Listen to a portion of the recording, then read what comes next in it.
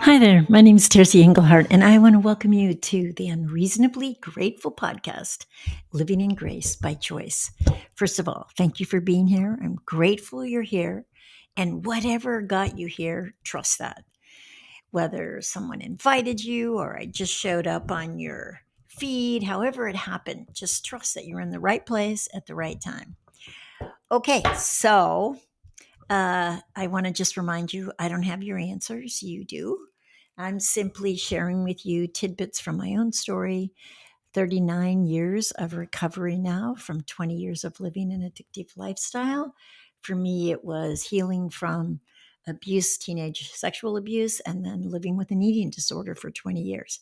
But remember, whether you consider yourself in recovery or whether you consider yourself addicted, there's so many different ways that shows up. And the wisdom that I'm sharing really pertains to just all of life.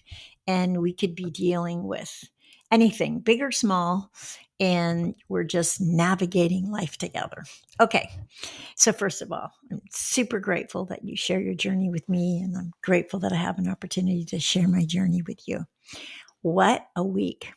Okay, so last week we started talking about adjustments, and I was sharing with you that I'm new to wearing glasses and that they're progressive lenses. And so when I look through the top, I have a distance vision, which is a minor adjustment.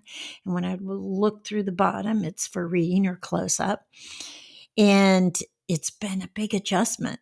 Well, the good news is I was about at the place on day 6 where I said, sweetie, I don't know if I'm going to be able to do this. I was just tired of being unsteady on my feet, unable to kind of navigate, that it felt like the ground was getting close when I looked down. And anyway, lots of things. I was interviewing a lot of people who wore glasses and asking them, do you have progressive lenses? And what's it like for you? And it was like 50% didn't wear them, 50% wore them for just driving. And anyway, I went and got them adjusted because they were too loose. And I noticed they were falling down, like when I was milking the cows and bending over. And the girl at the shop said, oh, well, fixing that will fix about 90% of your issues. But you also have to wear them for a month before your brain can adjust. And like most things, it doesn't happen overnight. It's a gradual progress. And because mine were loose, my brain didn't have a chance because every time it looked through it, it was a little bit different because they were always shifting up or down or left or right. Okay. So I got them adjusted. I would say, I don't know if I'd go as far as saying 90, but definitely like 80. But I just have to pay attention through what part of the lens I'm looking through. But I noticed this morning, instead of wanting to revert back to my readers, I look for these glasses in the morning when I wake up. So adjustments, you guys, you hang in there. You keep getting the adjustment you need till you get something that works. So that lesson continued for me. Then I was talking to a really old friend who came by and stayed with us for a night. And he said this, he's brilliant, he's amazing. He's on his way to France to live in a castle and do a art retreat. He's walking the Camino. I mean, amazing guy. Drew us this beautiful picture of the bunkhouse as a thank you card.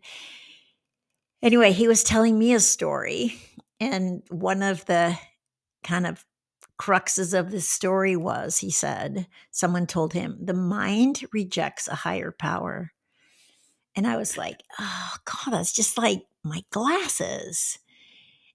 And so we started talking about that. And then I notice also, if you think about that statement, we don't like to surrender. I don't like to surrender. I'm guessing you don't like to surrender, particularly to a higher power. There's this, I want to do it my way. I know this is best. I don't want to give that up. I don't want to change, whatever that might be. So again, just noticing when your mind is resisting, whether it's looking through a lens that actually gives you clearer vision, or seeing where perhaps you've missed the mark of love, or surrendering from being right or righteous. So many ways that we resist a higher power, giving into that power of love. And then a friend was over for tea. She was so excited telling me about this new relationship, which sounded perfect. And yet I picked up something from her and I said, "Are you ready to get everything you want?" And she said, "Wow, that's a really good question." Well, again, that's the same thing. It's like, are we willing to let go of what perhaps is habitual or familiar? And are we willing to have things go well? Can we receive instead of struggle? Can we let that love in? We do the work to make space for it. Then can we let it in? And then my final lesson was it's not a very fun or exciting or dramatic event, but I was just walking and I had on really wide leg pants. And apparently my right foot, when I stepped forward, got stuck in the left pant leg and I fell. And I fell hard and I hit my arm on a dresser and fractured my wrist. And now I'm adjusting to being left-handed, lifting up buckets with my elbow in my left hand.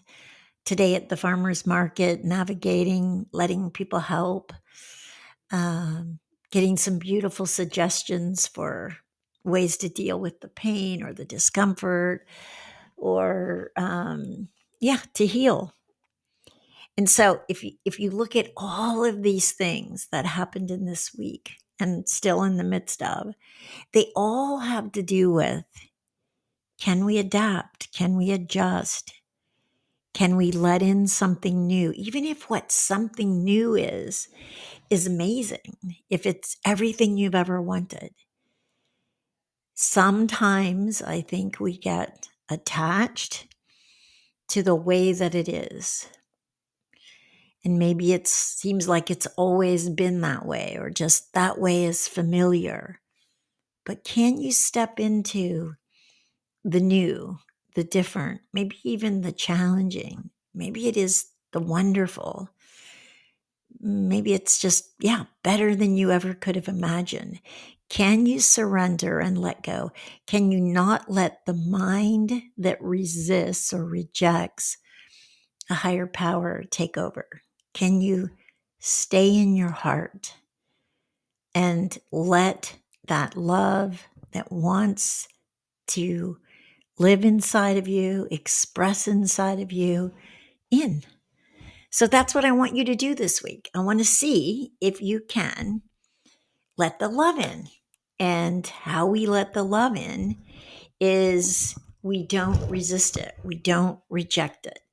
We quit seeking what perhaps is familiar and known, and instead are willing to embrace or adjust to what's new and maybe just absolutely wonderful.